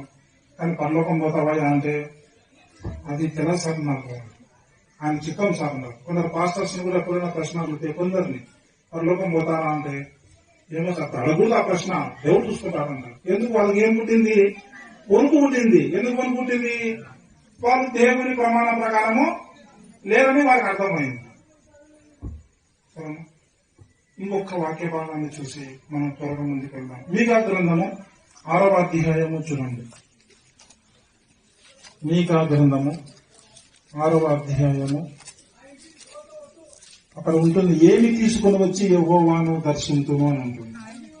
6వ వచనం చెప్పండి. ఏమి తీసుకొని వచ్చి నేను యెహోవాను దర్శింతును. నేను యెహోవాను దర్శింతును అంటే ప్రశ్న ఏంటంటే, దేవా నీకు ఏమి ఇవ్వాలయ్యా, నేను సంతోష పెట్టాలంటే మేము ఏమి చేయాలయ్యా? ప్రశ్న అమ్మా ఇది. సహోదరులారా, పెద్దలారా, తండ్రులారా, జాగ్రత్తగా వినండి. ఏమి తీసుకుని వచ్చి నేను యెహోవాను దర్శించాను, ఏమి ఇవ్వాలయ్యా నీకు? దేవా ఏమి ఇవ్వాలయ్యా అనేది ప్రశ్న. ఆన్సర్ చెప్పమ్మా. ఏమి తీసుకుని వచ్చి మహోన్నతుడైన మహోన్నతుడైన దేవుని సన్నిధిని నమస్కారం చేతును. ప్రశ్న ఏంటంటే, ఏమి తీసుకుని వచ్చి నీ సన్నిధికి వచ్చి నమస్కారం చేయాలయ్యా? మేము ఏమి ప్రశ్న అర్థమైందంటే, ఏమి తీసుకుని వస్తే మమ్మల్ని అంగీకరిస్తావు, ఏమి ఇస్తే మమ్మల్ని పరలోకంలో చేర్చుకుంటావు, ఇది ప్రశ్న. ఏమి ఇస్తే పరలోకం చేర్చుకుంటావయ్యా అని ప్రశ్న అడుగుతున్నారు. చదవమ్మా. దహన బలులనా వాళ్ళు అంటున్నారు, మనుషులు ఏం చేయాలయ్యా నీకు? దహన బలులా, ఏడాది దూడలనా అర్పించి దర్శించుకున్నా? దహన బలులు ఇవ్వాలన్నా నీకు? లేకపోతే ఏడాది దూడలను అర్పించున్నా అంటే అది పశువులు తీసుకొచ్చి నిన్ను బలిచ్చి మాంసం పెట్టాలన్నా? దేవుడు ఏమైనా మన వంటి వాడండి? నువ్వు ఒక పశువును కోసి మాంసం పెడితే దేవుడికి తింటారా? రక్తం ఆయనకు అవసరమా? వీళ్ళు అంటున్నారు, ఏమి ఇవ్వాలయ్యా? మా ఎద్దులు కోడలు తీసుకుని అర్పిస్తే నీకు హ్యాపీనా? అయినా మనిషా? 2 ఎద్దులు ఇస్తే పోరా అని చెప్పు. వీళ్ళు అడుగుతున్నారు. తర్వాత చెప్పమ్మా. అబ్బా ఒక పొట్టేలే ఏమో, వీళ్ళు ఎన్ని పొట్టేలు అంటారు? 1000 కొలది పొట్టేళ్లు, వేలాది నదులంతా విస్తారమైన తైలమును అంటే వీళ్ళు కోపంతో అంటున్నారు, అబ్బా దేవా ఏమి ఇవ్వాలయ్యా నీకు, ఏమిస్తే అంగీకరిస్తావయ్యా? ఏం కోడెలు ఎదురు చదివించాలా, లేకపోతే వేలొకైనా పొట్టేలు ఇవ్వాలా, ఏమి ఇవ్వాలయ్యా నీకు? దేవుని మీద ఇట్లా మాట్లాడుతున్నారు. మళ్ళీ ఏమంటున్నారు తెలుసా? వేలాది నదులంతా విస్తారా. అమ్మ, ఒక తైలం గుడ్డి చాలా ఖరీదు ఉంటుంది. ఒరిజినల్ తైలం అయితే ఒక గుడ్డి వేలలో లక్షల్లో ఉంటుంది. వీళ్ళు నదులంతా తైలం ఎలా తీసుకొస్తారు? అంటే దేవుని మీద వీళ్ళు విసుక్కుంటున్నారు. ఏమిస్తే అంగీకరిస్తావయ్యా? ఇట్లా మాట్లాడుతున్నారు. చదువమ్మా. నా అతిక్రమమునకై నా జ్యేష్ఠ పుత్రుని నేనిత్తునా, నా పాప పరిహారముకై. అంటే నేను పాపినే అయ్యా, నా పాపం పోవాలంటే నేనేం చేయాలయ్యా? ఏం చేయాలా? నీకు పొటేలు ఇవ్వాలనా, ఎద్దులు ఇవ్వాలనా, నదులు తైలం ఇవ్వాలా, ఏమి ఇవ్వాలా? లాస్ట్కి ఏమంటున్నారు? నా కొడుకును బలిద్దునా అంటున్నారు. దేవుడు నరబలి కోరేవాడా కాదు. మనకు అర్థమైంది కానీ వీళ్ళకి అర్థం కాలే. ఎవరికి? ఇశ్రాయేలీలకు. మీకు అర్థమైంది, వేంపెంటలో ఉన్న సామాన్య ప్రజలను మీకు అర్థమైంది, దేవుడు నరబలి కోరేవాడు. వీళ్ళు కొడుకును బలిస్తారంట. అంటే నా పాపాలు తీసేసి పరలోకం చేర్చుకోవడానికి కొడుకును బలిద్దురా, పొట్టేలు ఎద్దురా అంటే చూసిన. ఈ రోజుల్లో కూడా చాలా మంది క్రైస్తవులు అనిపిస్తున్నారంటే పాపాలు పోగొట్టుకోవాలని. దేవా, ఒక 3 రోజులు ఉపవాసం ఉంది, నేను పాపాలన్నీ ఒప్పుకుంటా, నా పాపాలు క్షమించి పరలోకం తీసుకుంటావా అంటున్నాను. ఒప్పుకుంటే కాదండి, ఒప్పుకొని ఏం చేయాలా? విడిచిపెట్టాలా. కానీ విడిచిపెట్టడం సాధ్యమవుతుందా? నువ్వు విడిచిపెడితే మళ్ళా ఒప్పుకోవు. బాగా గుర్తుపెట్టుకోండి, పాపాలను విడిచిపెడితే మళ్ళా ఒప్పుకోవు. కానీ 30 ఏళ్ళు ఏం చేసి ప్రభు నమ్మకం రోజు ఒప్పుకుంటున్నావు అంటే నువ్వు ఏం చేసి విడిచిపెట్టినావా లేదా? విడిచిపెట్టినా. మళ్ళా కొందరు ఏం చేస్తారు, చర్చి కట్టిస్తే నీ పాపాలు తీసేస్తారా దేవుడు? 1 లక్ష రూపాయలు కానికిస్తే నీ పాపాలు తీసేస్తారా దేవుడు? మీరు అట్నే అడుగుతూ ఉన్నారు. నా పాప పరిహారం అంటే, నా పాపం తొలగిపోవాలంటే నా కొడుకుని బలియాలనా అంటే దేవుడు ఏం చెప్తున్నారు? ఆన్సర్ చదువు. వినండి, మనమందరం మనుషులమే కదా, మనతో మాట్లాడుతూ మనుషుడా ఏది మంచిదో అది నీకు తెలియచేయబడి ఉన్నది. చూసినవా? మనుషుడా ఏది మంచిదో అది నీకు తెలియజేసినాను. ఏది మంచిదో మీకు అందరికీ తెలుసు. తెలదా? మీకు ఎవరికిరా? చిన్న పిల్లలకు తెలుసు కదండి, అబద్ధమాడడం తప్పు, నిజమే పలకాల తెలుసు కదండి. కాబట్టి ఏది మంచిదో మనందరికీ తెలుసు కదండి. దొంగతనం చేయడం తప్పు, ఒకరు వచ్చి బడి పెట్టి నేర్పియాలా, మనకు యూనివర్సిటీ నేర్పియాలా? తప్పు చేయొద్దు అని బడి పెట్టి నేర్పియాలా అండి? పిల్లోనికి తెలుసండి, అబద్ధమాడడం తప్పు, దొంగతనం చేయడం తప్పు, పొరుగు వాడిని బలపం తీసుకోవడము తప్పు, అబద్ధం ఆడము తప్పు అండి. అది నీకు పుట్టుకతో నాకు జ్ఞానం వచ్చింది. కాబట్టి ఏది మంచిదో నీకు తెలుసు కదా. చదవమ్మా. కాబట్టి నువ్వు ఏం చేయాలని తెలుసు కదా మంచి. నువ్వు ఎట్లా నడుచుకోవాలా? దేవుడు నిన్ను అంగీకరించాలంటే, నువ్వు పరలోకం పోవాలంటే, నువ్వు దేవుణ్ణి సంతోష పెట్టాలంటే, దేవుడు నిన్ను చూసి నువ్వు పాపివి కాదు అని చెప్పాలంటే నువ్వు ఎట్లా నడుచుకోవాలంట? న్యాయంగా నడుచుకోవాలా. ఉపవాస ప్రార్థనలు కాదు, న్యాయంగా నడుచుకో. నాలుక వాక్యం చెప్తే కాదు, న్యాయంగా నడుచుకో. ఒక 10 లక్షలు కట్టి చర్చి కట్టడం కాదు, పరలోకం పోవాలంటే న్యాయంగా నడుచుకో. న్యాయంగా బ్రతుకు. నీవు నీ కుటుంబంలో న్యాయంగా బ్రతుకు, నీ అన్నదమ్ములతో అక్క చెల్లెలతో న్యాయంగా బ్రతుకు, నీ గ్రామంలో న్యాయంగా బ్రతుకు, నీ దేశంలో న్యాయంగా బ్రతుకు. న్యాయంగా బ్రతుకయ్యా. చక్కదమ్మ. అబ్బా, ఏం కనికరం కలిగి ఉండు. ఎవరన్నా బీదలు కనపడితే ఎవరైనా వాడిని తీసుకోవాలా, ఏం తీసుకోవాలని కాదు, నువ్వు కనికరం కలిగి ఉండాలి. ఇరుగు పొరుగు వారి మీద, నీ కుటుంబ సభ్యుల మీద, నీ భార్య మీద, భర్త మీద, పిల్లల మీద కనికరం చూపుతాయి. చదవమ్మ. ఎటువంటి మనస్సు? దీన మనస్సు కలిగి ఉండాలండి. గర్వం కాదు. గర్వం, దానికి ఎంత గర్వం అంటే ఒక 10,000 చర్చికి కానికిస్తేనే ఏమన్నా ఎంత గర్వం వస్తుంది. నేను కాబట్టి ఇచ్చినాను గర్వం పడతాను. చూసిన అబ్బా అబ్బా, ఎవరి ఎదుట ప్రవర్తించాలా? ఆ మాట ఎందుకు రాయబడిందంటే దేవుని ఎదుట అని. చాలా మంది మనుషులు ఎట్లా ఉంటారంటే మనుషుల ఎదుట మంచి వాళ్ళుగా ఉంటారు. ఇట్లా ఎవరు లేకపోతే వాని లక్షణాలన్నీ బయటపడుతుంది. మనుషులు చూస్తున్నప్పుడు మంచోడు, కానీ దేవుడు నిన్ను చూస్తున్నాడు అనే సంగతి నీకు అర్థమైతే లేదు. దేవుని ఎదుట న్యాయంగా ప్రవర్తించాలి, దేవుని ఎదుట కనికరం కలిగి ఉండాలి, దేవుని ఎదుట దీన మనస్సు కలిగి ఉండాలి. ఇట్లా ప్రవర్తించాయా, నాకు అది చాలు అంటున్నాడు దేవుడు. నీ బలులొద్దు, నీ కోడలొద్దు, నీ ఎద్దులొద్దు, నీవిచ్చే నీ కొడుకు నరబడి నేను కోరను, నీ తైలం వద్దు నాకు వద్దాయా, నేను ఎవరైనా నీ దగ్గర మనిషినా పూసుకోనిక రాష్ట్రానిక తిన్నిక కాదు, నేను దేవుణ్ణి, నేను కోరుకునేది ఒకటే, ఏది మంచిదో నీకు తెలియజేసిన. అందరూ తెలుసు మంచిది, దేవుని నమ్మినోనికి తెలుసు, నమ్మనోనికి కూడా తెలుసు. కాబట్టి నీకు తెలుసు కదా, న్యాయంగా బ్రతుకు, కనికరం కలిగి ఉండు. నువ్వు కనికరం కలిగి ఉంటే పొరుగువానికి కీడు చేయవు. ఇప్పుడు నాలో ప్రేమ ఉందనుకోండి, ప్రేమ పొరుగువానికి ఏం చేయదు, హాని చేయదు. ఇట్లా బ్రతుకుతే దేవుడు నీ పాపాన్ని పరిహరింపజేస్తాడు. కానీ పాపాలు ఒప్పుకుంటున్నారు, అది చేసినాను, కానీ నువ్వు విడిచిపెట్టాలి. విడిచిపెడితే మళ్ళా ఒప్పుకోడు. అర్థమవుతుందా? విడిచిపెడితే మళ్ళా ఒప్పుకోడు. నువ్వు మళ్ళా ఒప్పుకుంటున్నావు. 90 ఏళ్ళ ముసలుడైనా మళ్ళీ ఏం చేస్తుంటాడు, మళ్ళా ఒప్పుకుంటుంటాడు. అంటే అర్థమైంది, నువ్వు విడిచిపెట్టలే. ఇన్ని వాక్య భాగాలు మనం చూసుకున్నాం కదా ప్రియమైన గ్రామస్తులారా. మీకు అందరికీ సూటి అయిన ప్రశ్న, పరలోకానికి వెళ్ళాలంటే మనం ఎట్లా ఉండాలో మనకు అర్థమైంది. అట్లా మనం ఉన్నామా? అట్లా ఉన్నామా? ఈ మనం చదువుకున్న వాక్య భాగాల ప్రకారం, ధర్మశాస్త్రం ప్రకారం మనం ఉన్నామా? మనం ఉన్నామా? అందుకనే రోమీలకు రాసిన పత్రిక 2వ అధ్యాయము 13వ వచనంలో ఇట్లా ఉంటదండి. ధర్మశాస్త్రము వినువారు దేవుని దృష్టికి నీతిమంతులు కారు. వినువారు నీతిమంతులు కారమ్మా. చర్చికి సహోదరులారా, పెద్దలారా ఆలోచించండి. చర్చికి పోయి వాక్యం విన్నంత చూడండి, చర్చికి పోయి మీటింగ్లు పోయి ఏదో వింటున్నావు, విన్నంత మాత్రాన ఏం కావు, ధర్మశాస్త్రాన్ని విన్నంత మాత్రాన నీతిమంతుడవు కావు. గాని చదవమా, ధర్మశాస్త్రమును అనుసరించి ప్రవర్తించు వారే దేవుని దృష్టికి ఎంచబడదు. మళ్ళీ చెప్తున్నామా, ఇప్పుడు నేను ధర్మశాస్త్రం గురించి బాగా మాట్లాడొచ్చు, మీ దగ్గరకు వచ్చి ఏమని మాట్లాడచ్చు, మనం అట బతకాలి, ఇట బతకాలి, అట్లా జీవించాలి, ఇట్లా జీవించాలి, ధర్మశాస్త్రం చెప్తుంది అని మీకు చెప్తాను. మీరందరూ ఏమనుకుంటారంటే, అబ్బాయి ఎవరు చేసినాడు ఈ పాస్టర్, ఇంత అద్భుతంగా చెప్పినాడు, కరెక్ట్ గా చెప్పినాను అనుకుంటారు. కానీ అప్పుడు నేను మీ ఎదుట మంచోని కనపడతా, కానీ దేవుని దగ్గర చూస్తాడు. దేవుడు అంటాడు, రే నువ్వు అబద్ధం ఆడద్దు అంటున్నావు, మంచిదే, నువ్వు ఉన్నావా? నేను అబద్ధం అని అనుకోండి, మీరేమన్నారు, కానీ దేవుని దృష్టిలో నేను నీతిమంతుని. అందుకే మనం మాట్లాడుకునేది మనుషుల దృష్టికి కాదండి, దేవుని దృష్టితో మనం చూసుకున్నాం.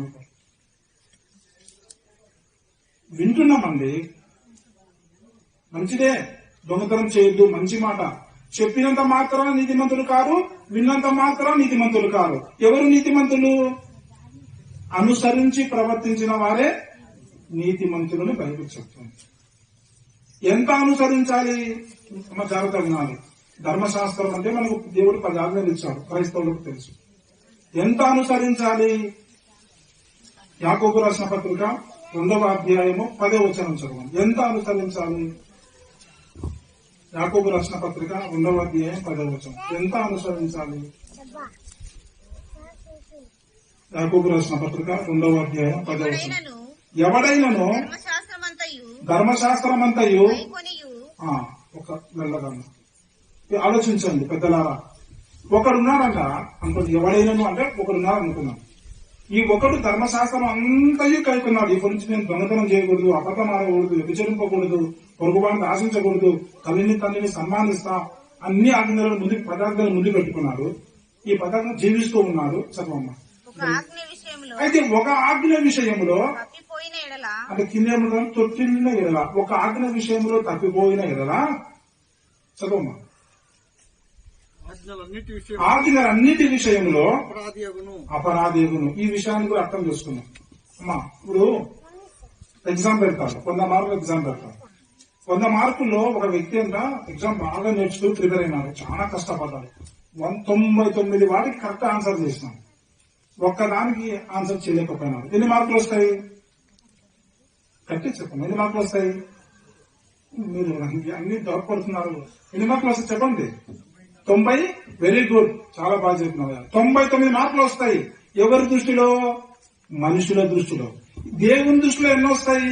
ఆ వాక్యం మళ్ళీ చదువుతుంది. ఇప్పుడు మనుషుల దృష్టిలో 99 మార్కులు వచ్చి వెరీ గుడ్, షబాష్, 99 వచ్చినారా, నువ్వేరా స్కూల్ ఫస్ట్, కాలేజ్ ఫస్ట్ అంటారు. కానీ దేవుని దృష్టిలో ఎంత? ఎవడైనాను ధర్మశాస్త్రం అంతయు గైకొని ఒక్క ఆజ్ఞ విషయంలో తప్పిపోయినా, ఒక్కదాని తప్పిపోతే అన్ని ఆజ్ఞల విషయంలో అపరాధి అగును. అంటే ఎన్ని మార్కులు వస్తాయి ఇప్పుడు? ఇప్పుడు ఒక్కటి తప్పిపోతే మొత్తం పోయినట్టే అంట. ఎన్ని మార్కులు వస్తాయి? ఎన్ని మార్కులు వస్తాయమ్మా? 0. ఎవరి దృష్టిలో? దేవుని దృష్టిలో. అంటే ధర్మశాస్త్రాన్ని పాటించడం అంటే 10 ఆజ్ఞలు పాటించాలి. 10 ఆజ్ఞలు ఒక ఆజ్ఞని తీసుకుని ఈ ఆజ్ఞను పాటిస్తేనే పరలోకం పోతామని ఉంటారు. ఒక ఆజ్ఞ కాదు నేను పాటించాల్సింది, 10 ఆజ్ఞలు పాటించాలా. 10 ఆజ్ఞల్లో జీవితంలో ఒక్కసారి కూడా తప్పిపోకూడదు. జీవితంలో ఒక్కసారి కూడా తప్పిపోయినా ఎన్ని తప్పిపోయినట్టు? మొత్తం తప్పిపోయినట్టే.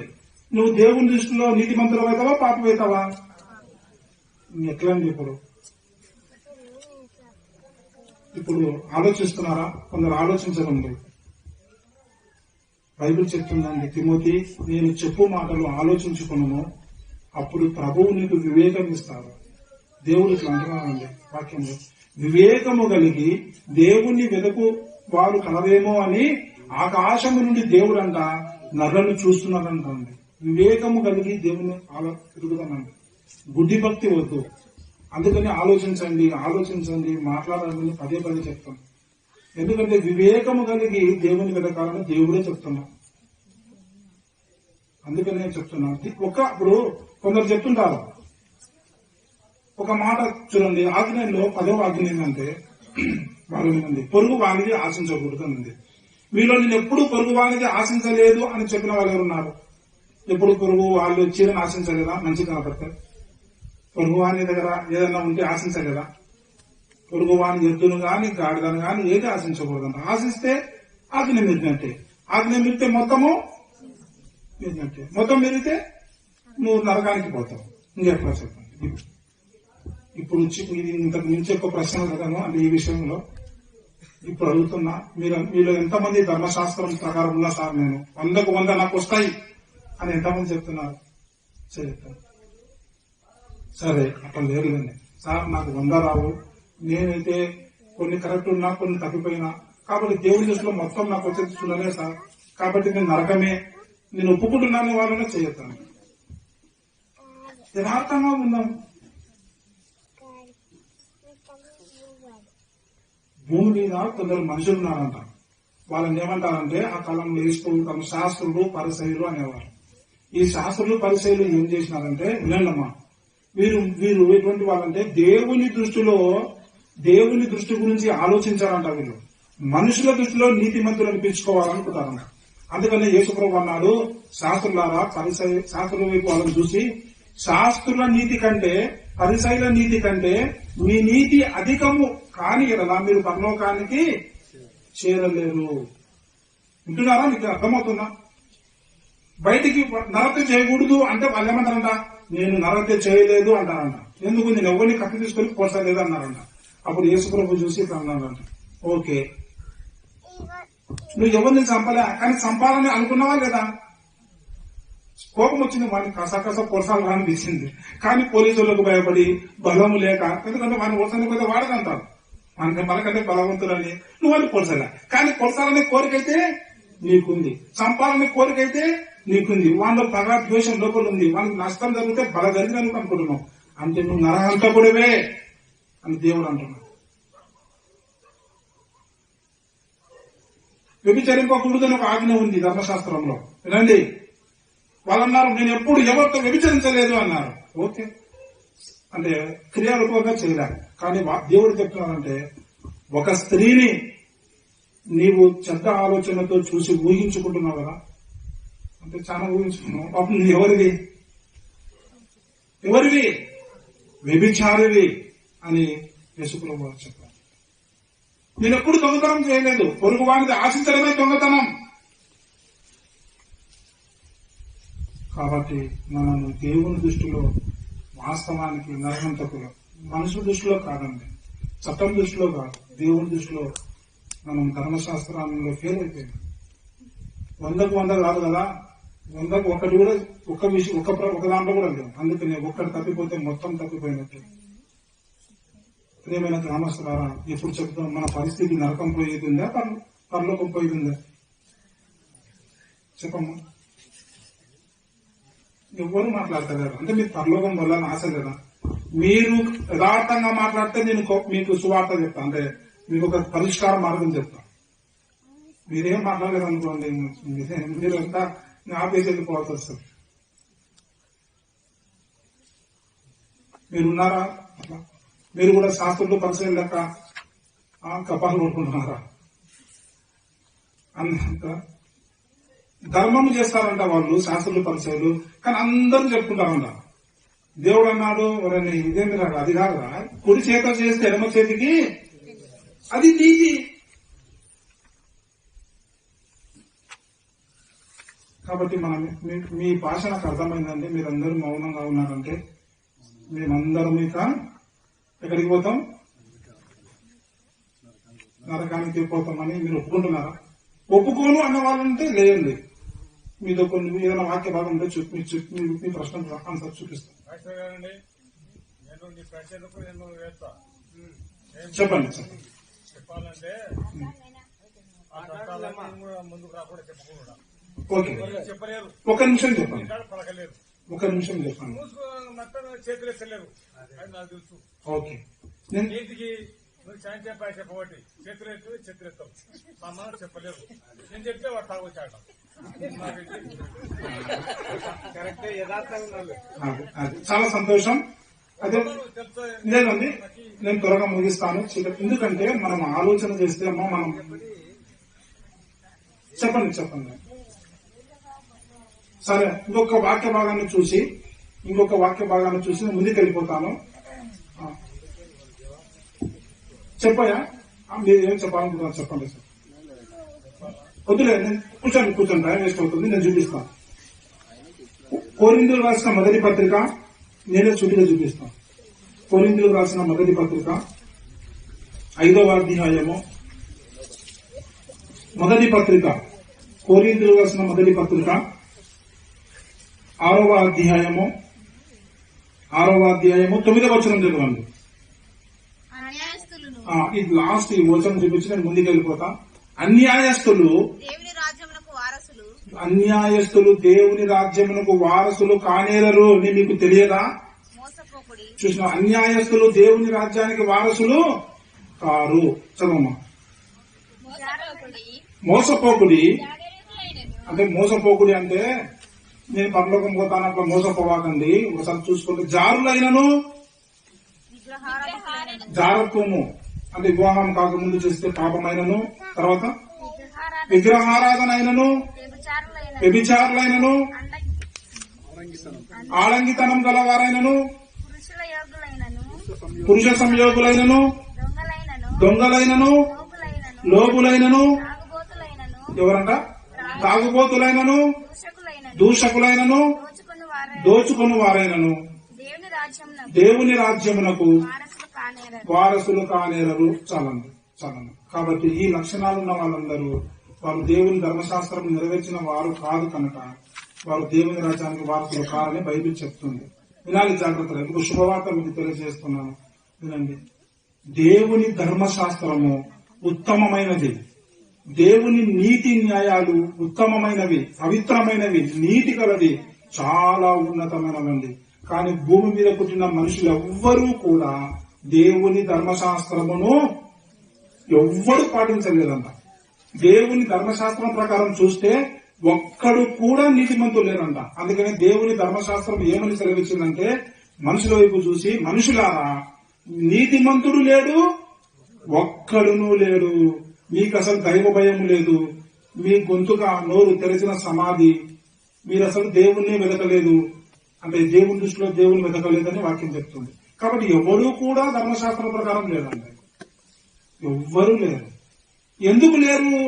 దానికి ఆన్సర్ పై వచనంలో ఉంటది. ఎందుకు లేరంటే వినాలి మీరు, బైబిల్లో కావాలంటే తర్వాత చూపిస్తా సమయంలో. ఎందుకు లేరంటే, ఎందుకు ఎవరు ధర్మశాస్త్రాన్ని పాటించలేకపోతున్నారంటే అక్కడ అందరూ పాపమునకు లోనై ఉన్నారు. ఆదామును బట్టి, ఆదాముకు పుట్టినందుకు మనమందరం పుట్టుకతోనే పాపులన్నమాట. వేప చెట్టు ఎక్కడైనా మామిడి పండ్లు కాస్తదా? కాయదండి. వేప చెట్టు ఏం కాస్తుంది? వేపకాయలే కాస్తుంది. కాబట్టి మనము జన్మతః పాపులం గనక మనము ఎవరు ధర్మశాస్త్రంలో కైకొనాలి. మరి దేవుడు ధర్మశాస్త్రం ఎందుకు ఇచ్చినారంటే నీవు పాపివి అని నీకు తెలియజేయడానికి దేవుడు ధర్మశాస్త్రం ఇచ్చింది. ఒకటి, నువ్వు పాపివని తెలియజేస్తున్నాడు. రెండవది, ధర్మశాస్త్రం ఎందుకు ఇచ్చినారంటే నీవు దేవుని శిక్షకు పాత్రుడవు అని తెలియజేయడానికి ధర్మశాస్త్రం ఇచ్చాడు. మొదటిది, నువ్వు పాపివి, దేవుని శిక్షకు పాత్రుడవు అని చెప్పడానికి ధర్మశాస్త్రం ఇచ్చాడు. ఇంకా ఎందుకు ఇచ్చినారంటే రోమీయులకు రాసిన పత్రిక 3వ అధ్యాయము, రోమీయులకు రాసిన పత్రిక 3వ అధ్యాయము 20వ వచనం చదువున్నాం. ఏలయనగా ధర్మశాస్త్ర సంబంధమైన క్రియల మూలముగా ఏ మనుషుడును దేవుని దృష్టికి నీతిమంతులని తీర్చబడడు. ఈ ఒక్క వచనం ఆలోచన చేద్దాం. దేవుని దృష్టి కంట ఎవడూ కూడా మంచి పనులు చేసి ధర్మశాస్త్రాన్ని పాటించి నీతిమంతులని తీర్చబడడు. కానీ కొందరైతే మేము ధర్మశాస్త్రం పాటించి పరలోకం పోతామంటున్నారు. అంటే దేవునికి వ్యతిరేకంగా మాట్లాడుతున్నారు, దేవునికి విరోధంగా మాట్లాడుతున్నారు.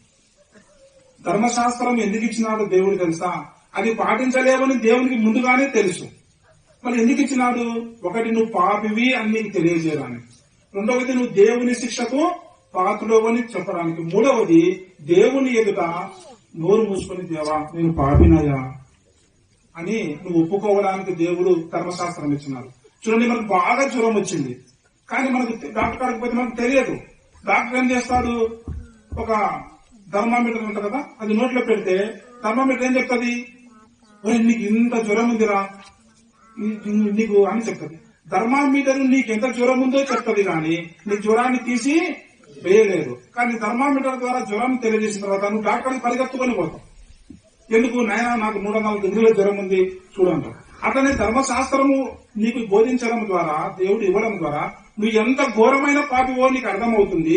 నువ్వు శిక్షకు పాత్రుడవని నీకు అర్థమవుతుంది. దేవుని ఎదుట నేను మౌనంగా ఉండాల్సిందే గాని మాట్లాడడానికి ఏం లేదు నీకు అర్థమవుతుంది. ఇప్పుడు ధర్మశాస్త్రం నువ్వు పాపి రోగివని తెలిపింది. ఒకటి, పాప రోగం నుంచి నువ్వు విడుదల పొందలేవని తెలిపింది. ఇప్పుడు వాక్యం చెప్తుందన్నమాట, హృదయము ఘోరమైన వ్యాధి కలది. కాబట్టి ఒక నల్ల రంగు వాడు ఉంటాడు, ఆఫ్రికన్ వాడు, వాడు రంగు వాడు మార్చుకుంటారా? మార్చుకోలేవు. అతనే నీ పాపం నుంచి నువ్వు విడుదల పొందుకోలేవు. కాబట్టి నువ్వు డాక్టర్ కాడికి పో అని చెప్పింది బైబిల్. ఆ డాక్టర్ ఎవరు? ఆ డాక్టర్ యేసుక్రీస్తు ప్రభు, పరమ వైద్యుడు. ఇప్పుడు శుభవార్త చెప్తాను, జాగ్రత్తగా వినండి. మీరు అందరూ ఇంతసేపు ఉన్నారు, ఈ 15 నిమిషాలు 10 నిమిషాలు బహు శ్రద్ధగా మీరు వింటే అర్థమవుతుంది. మీరే కదండి ఈ వాక్య ప్రకారం నేను కూడా నరకమే. నేనేమన్నా ధర్మశాస్త్రం ప్రకారం ఉన్నాననుకుంటున్నారా? నేను కూడా నా జీవితం అబద్దాలు ఆడాను, తప్పులు చేశాను. ధర్మశాస్త్రం నోట్ల అంటే ధర్మమీటర్ లోపల పెడితే నాకు ఎక్కువ జ్వరం, మీ అందరికంటే ఎక్కువ జ్వరం నాకే ఉంది అంటే ఫస్ట్ నరకం. కాబట్టి నేను కూడా నరకమే.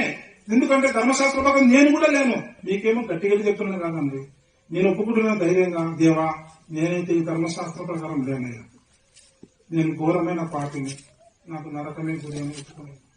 కాబట్టి డాక్టర్ కాడికి వెళ్తే, దేవుని కాడికి వెళ్ళినప్పుడు దేవుడు అద్భుతమైన విషయం చెప్పారు, ఒక అద్భుతమైన సువార్త చెప్పారు. అదేంటంటే కొరింథీయులకు రాసిన 2వ పత్రిక. ఇప్పుడు అందరికీ పరిష్కార మార్గం చూపిస్తున్నారు దేవుడు. కొరింథీయులకు రాసిన 2వ పత్రిక 5వ అధ్యాయము 19వ వచనం. కొరింథీయులకు రాసిన అదేమనగా దేవుడు మనుషుల అపరాధములను మనుషుల మీద మోపలేదు. జాగ్రత్త అమ్మా, వినండమ్మా, మెల్లగా చదివితే అర్థమవుతుంది. దేవుడు మనుషుల అపరాధములను, మనందరూ పాపాలు చేసినాం, మనుషుల పాపాలను మనుషుల మీద మోపక అంటే మోపలేదు. ఎవరి మీద మోపాడంట? క్రీస్తు మీద మోపాడు. మనమందరము నీతిమంతులము కామని, పాపులమని, నరకానికి పాపులమని దేవుడికి తెలుసు. దేవుడు మనల్ని ఎంతో ప్రేమించినాడు కాబట్టి మనల్ని రక్షించడానికి, పాప రోగము నుంచి మనల్ని విడిపించడానికి ఆ దేవుడే మానవుడిగా ఈ లోకానికి వచ్చాడు. ఆయన ఈ లోకంలో సంపూర్ణమైన దేవుడు, సంపూర్ణమైన మానవుడైన యేసు ప్రభువు మానవుడిగా ఎట్లా జీవించాడు తెలుసా? మనం చదువుకున్న కదా 15వ కీర్తన మాదిరి యేసు ప్రభు జీవించాడు. ఆయన యథార్థంగా మాట్లాడినాడు. ఆయన కపటముగా ప్రమాణము చేయలేదు. ఆయన మాట ఇస్తే ఖచ్చితంగా నెరవేర్చినాడు. ఆయన వ్యర్థమైనది ఆలోచించలేదు. ఆయన శుద్ధ హృదయం కలిగిన వాడు. ఆయన పరిశుద్ధుడు, పరిశుద్ధంగా జీవించినాడు. కాబట్టి ఇప్పుడు పరలోకం పోవడానికి ఒకే ఒక్కడు అర్హుడు. ఎవరైనా యేసు ప్రభు మాత్రమే అర్హుడు. ఎందుకంటే దేవుని ప్రమాణం ప్రకారం యేసు ప్రభు మాత్రమే ఉన్నాడు. కానీ మనుషులమైన మనం ఎవరమో లేము. ఆయన మానవుడిగా వచ్చి పరిశుద్ధంగా జీవించినాడు. వినండి జాగ్రత్తగా. ఇప్పుడు దేవుడు ఏం చేసినాడంటే, మనకి ఒకసారి మీరు ఈ దృశ్యాన్ని చూడండి. ఇప్పుడు నేను పాపిని, నేను ధర్మశాస్త్రాన్ని పాటించలేదు, అంటే పాటించడంలో ఫెయిల్ అయిపోయినా. ఒక్కటి ఫెయిల్ అయిపోయినా మొత్తం కూడా నేను ఫెయిల్ అయిపోయినా. కాబట్టి ఇప్పుడు నేను దేనికి పాత్రుని? నరకానికి పాత్రుని. అంతే. నేను ఏం చేసినా నరకమే. నేను ఉపవాస పాత్రున్నా నరకమే, ఏం చేసినా నరకమే. ఎందుకు? నేను ధర్మశాస్త్ర ప్రకారం లేను కదా. కాబట్టి నా కొరకు యేసు ప్రభు దిగి వచ్చినాడు. నా కొరకు అంటే మన అందరి కొరకు నేను చెప్తున్నాను, దిగి వచ్చినాడు. ఈయన యేసు ప్రభు అనుకోండి. ఇప్పుడు యేసు ప్రభు ఎట్లా జీవించినాడు? పరిశుద్ధంగా జీవించినాడు, నీతిగా జీవించినాడు, యథార్థంగా జీవించినాడు. ఆయన ఏ పాపము చేయలేదు. 100కి 100 మార్కులు తెచ్చుకున్న ఒకే ఒక వ్యక్తి ఎవరు? యేసు ప్రభు. కాబట్టి ఈయనెవరు? నీతిమంతుడు. ఈయనెవరు? నేనెవరిని? నేనంటే మనుషులందరూ పాపం. యేసు ప్రభు ఎవరు? మనం జాగ్రత్తగా వినాలి. ఇప్పుడు నీతిమంతుడు కదా. కాబట్టి ఈయన జీవితంలో ఇంత నీతిని సాధించినాను. నేనేమో పాపిని, నా మీద ఇన్ని పాపాలు ఉన్నాయి. పట్టుకొని చూపిస్తున్నాను. ఇప్పుడు దేవుడు ఏం చేసినాడంటే నన్ను ప్రేమించినాడు కాబట్టి నా పాపాలు నా మీద మోపలేదు. ఎవరి మీద మోపినాడు? ఇప్పుడు ఈయన మీద మోపినాడు. ఈయన మీద మోపితే ఏం జరిగిందంటే, ఈయన పాపం చేసినాడా? చేయలేదు. ఈయన నీతిగా పరిశుద్ధంగా జీవించాడు. పాపము చేయలేదు కానీ నా పాపములన్నీ ఈయన మీద మోపినాడు.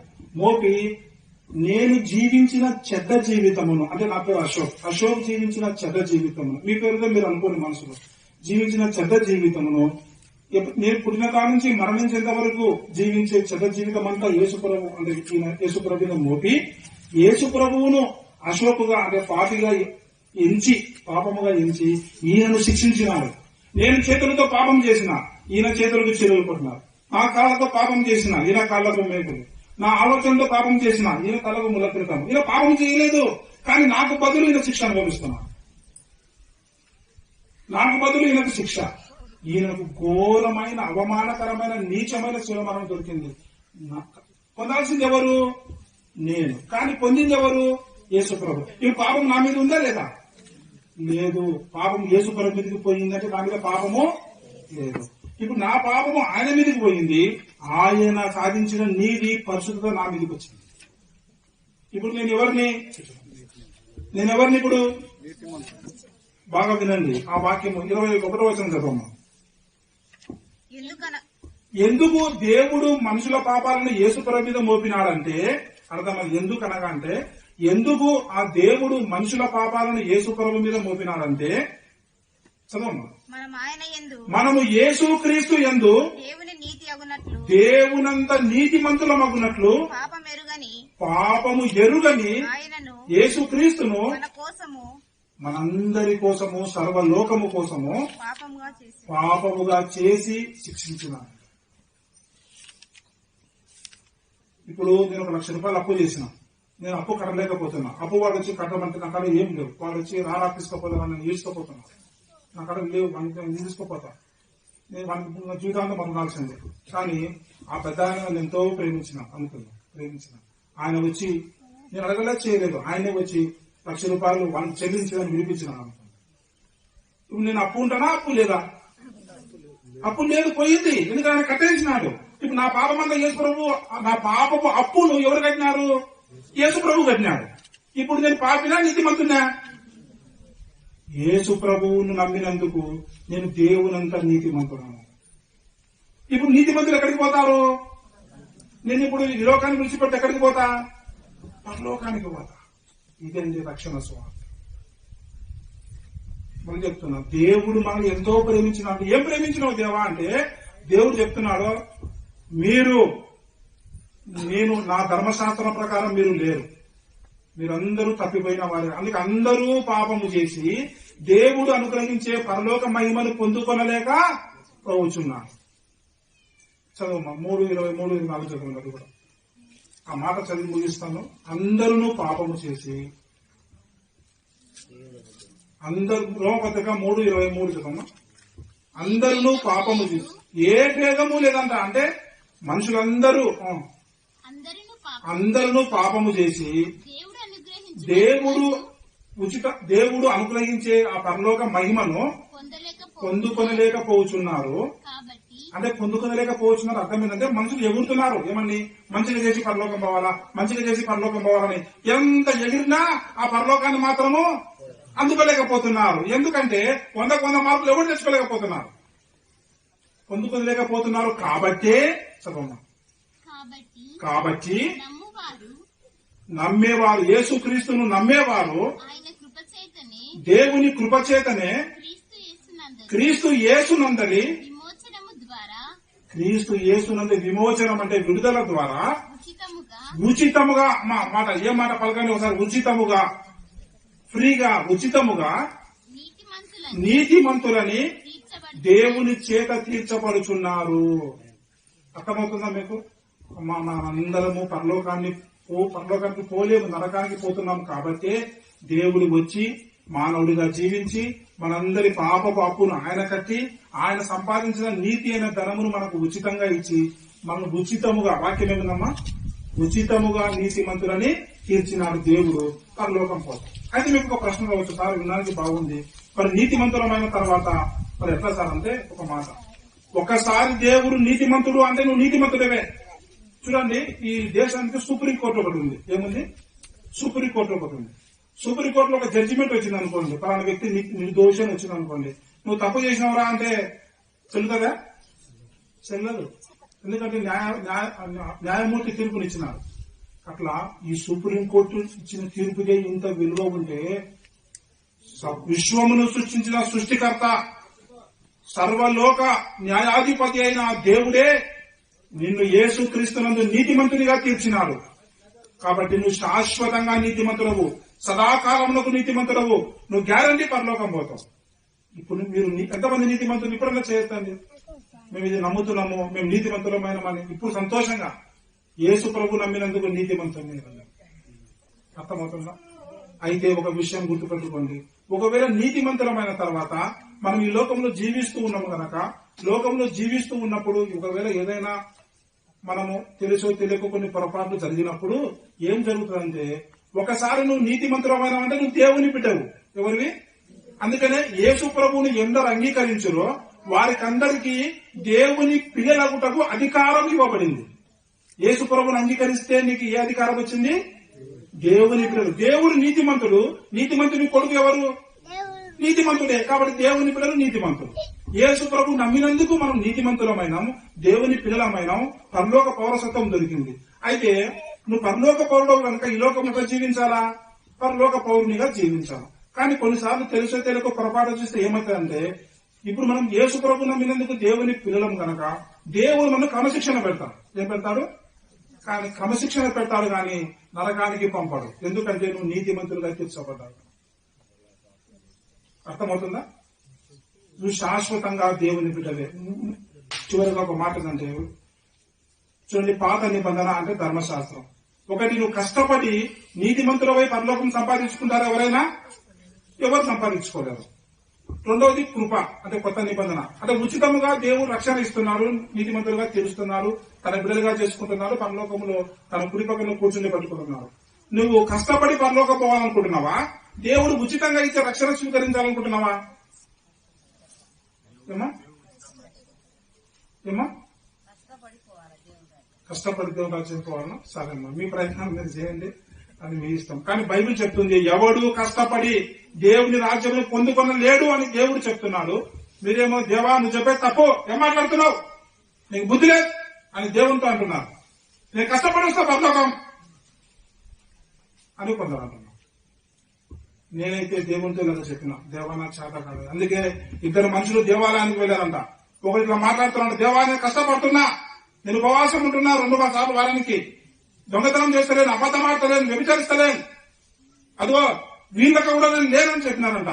దేవుడు వాణ్ణి పరలోకానికి అంగీకరించలేదు. నాలుక ఒకడు పోయినారంట. మనకు అర్థమైపోయింది, దేవా నేనైతే చేత కాదయ్యా, నేను పాపినయ్యా, నరకానికి పోతానయ్యా, నా చేత కాదయ్యా, నీ ఆజ్ఞను పాటించలేనయ్యా, పాటించాలనుకున్నా ఒకటి తప్పిపోయినా మొత్తం తప్పిపోయినట్టే కదా, నేను ఇప్పటికే చాలా తప్పిపోయినా, నన్ను కరుణించయ్యా అని అన్నాడు. బైబిల్ చెప్తుంది ఆ వ్యక్తిని దేవుడు నీతి మంత్రిగా తీర్చినాడని. లూకాసు వార్త 18వ అధ్యాయం 18వ వచనం కానించి 16 ఆ వచనాల్లో ఉంది, చదవండి. తర్వాత చదువుకోండి ఇంటికైనా. ఏది కావాలో మీరు నిర్ణయించుకోండి. కష్టపడి పరలోకానికి పోతామంటే నువ్వు ఎప్పటికీ పోలేవు. అయితే నీ ప్రయత్నం చేసుకో, నీ ప్రయత్నం నువ్వు చేసుకో. దేవుడు నీకు స్వేచ్ఛనిస్తున్నాడు. నాకు చేత కాదు అని మీరు అనుకుంటారా? అయితే యేసు ప్రభు నందు ఉచితంగా నీతిమంతులుగా తెలుస్తారు, దానైనా స్వీకరించాలి. ఇదే సువార్త. నువ్వు ఒక్కసారి యేసు ప్రభువే నా పాపాలన్నీ తీసుకున్నాడు, ఆయన నీతిని నా మీద మోపినాడు, నేను నీతిమంతులు నమ్మితే నువ్వు నీతిమంతులుగా తీర్చబడతావు. ఒక్కసారి నీతిమంతులుగా తీర్చబడితే శాశ్వతంగా నువ్వు నీతిమంతులవే. అయితే ఈ లోకంలో జీవిస్తున్నప్పుడు ఈ శరీరంలో ఉన్నావు గనక నువ్వు ఒకవేళ పొరపాటు చేస్తే దేవుడు నిన్ను క్రమశిక్షణకు గురి చేస్తాడు, కానీ నిన్ను నరకానికి మాత్రము పంపాలి. ఎందుకంటే దావీదు రక్షణ పొందినాడు. దావీదు కూడా కొన్ని పొరపాట్లు చేసినప్పుడు దేవుడు దెబ్బలు కొట్టినాడు, కానీ దావీదు నరకానికి పంపలేదు. ఎందుకంటే దావీదు దేవుని నీతిని పొందుకున్న వ్యక్తి. కాబట్టి మీకు ఏది కావాలో దేవుడు మనకు స్వేచ్ఛనిచ్చినాడు. అందుకే నమ్మిన వానికి రక్షణ, నమ్మని వానికి శిక్ష. కాబట్టి నమ్మడం నమ్మకపోవడం దేవుడు నీ చేతుల్లోనే ఉంచినాడు. నమ్మి రక్షణ పొందుతావో, దేవా నీకు తెలివే లేదు, నేను కష్టపడే వస్తా, నాకు కొద్ది సువార్త అవసరం లేదని తిరస్కరిస్తావో, నీవే నిర్ణయించు.